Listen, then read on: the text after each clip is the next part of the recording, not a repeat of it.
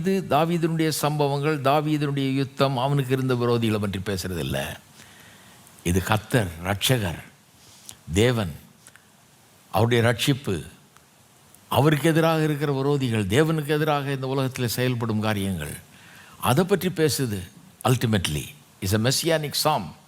ஆகவே அதை அப்படி பார்க்கணும். அப்படி பார்க்கும்போது இதை நம்ம பாராட்ட முடியுது. வெறும் இந்த உலகத்துக்குரிய தாவீதினுடைய அனுபவமாக பார்த்தோம்னா என்ன அது? அவன் ரத்தத்தை மிதிக்கிறதும், நாய் அதை நக்குறதும், இந்த மாதிரி கடுமையான வார்த்தைகளாக இருக்குது அப்படின்ட்டு இருக்குது. இது வெறும் அந்த காலத்தில் நடந்த ஒன்றும் கிடையாது. இது மேசியாவை குறித்து தீர்க்க தரிசனங்கள். எப்படி நம்முடைய ஆண்டவர் ஒரு நாள் வந்து உலகத்தை நியாயம் தீர்ப்பார், அநியாயம் அக்கிரமம் எல்லாம் செய்கிறவர்கள் ஒரு நாள் கணக்கு கொடுக்க வேண்டியதாக இருக்கும், அவர்கள் அதுக்காக தண்டிக்கப்படுவார்கள் அப்படிங்கிறது. அந்த தண்டனையை பற்றி எவ்வளோ கடுமையாக சொல்லப்பட முடியுமோ அவ்வளோ கடுமையாக சொல்லியிருக்கிறதுங்கிறத நாம் புரிஞ்சுக்கலாம். அது நமக்கு பிரச்சனையே இருக்காது. நான் ஒரு காரியத்தை யோசித்து பார்க்கணும். தாவீதுக்கு அந்த காலத்தில் தேசங்கள், சுற்றி இருக்கிற தேசங்கள் எதிரிகளாக இருந்தாங்க, ராஜாக்கள் எதிரிகளாக இருந்தாங்க. அவங்கெல்லாம் இவன் ரத்தத்தை குடிக்கிறதுக்கு காத்துட்டு இருந்தாங்க. கர்த்தர் சொல்கிறார், இல்லை நீ அவன் ரத்தத்தை மிதிப்ப, நாய்கள் வந்து அதை நக்கும் அப்படின்றாரு.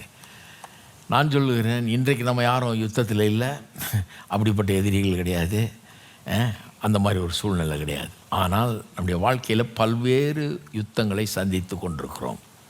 பல்வேறு விதத்தில் ஒரு போராட்டத்தை சந்தித்து கொண்டு இருக்கிறோம். பல்வேறு போராட்டங்கள் இருக்குது, பல்வேறு சத்துருக்கள் நமக்கு எதிராக எழும்புகிற பல்வேறு சூழ்நிலைகள் இருக்குதா இல்லையா? அது இருக்குது. அப்போ கர்த்தர் வந்து அன்னைக்கு தாவீதுக்கு நிறைய வெற்றியை தந்தார். அவனை எதிர்த்து யாரும் ஜெயிக்க முடியல. பாருங்கள், ஒரு சாதாரண ஒரு ஆடு மேய்க்கிறவன், அவனை யாரும் அத்தனை ராஜாக்களும் ஜெயிக்க முடியல. எல்லாம் கூட்டி சேர்ந்து வந்தால் கூட இவன்ட்டு அடி வாங்கிட்டு தான் போகிறாங்க. கர்த்தர் அப்பேற்பட்ட ஒரு கனத்தையும் மரியாதையும் அவனுக்கு கொடுத்தாரு. அவன் காலத்தில் ஸ்தாபிச்சிட்டார் அவனை, யாரும் அசைக்க முடியாதபடிக்கு அப்பேற்பட்ட ஒரு ராஜாவாக வச்சார் அவனை. அப்போ நான் சொல்லுகிறேன், அதெல்லாம் அவரை நம்புகிற நமக்கு கர்த்தர் என்ன செய்வார்?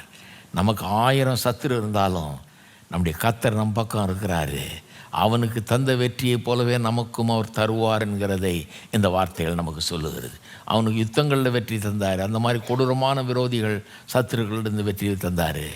நமக்கு நம்முடைய வாழ்க்கைக்கு எதிராக வரும், நம்ம அழிக்க நினைக்கிறோம் சகல சூழ்நிலைகள் எல்லாத்திலிருந்து நம்மை காப்பாற்றுகிறார், நமக்கு வெற்றியை தர்றார். உனக்கு எதிராக எழும்பும் ஆயுதம் ஒன்றும் வாய்க்காமல் போகும் என்று சொல்லி எத்தனை பேர் நம்புறீங்க?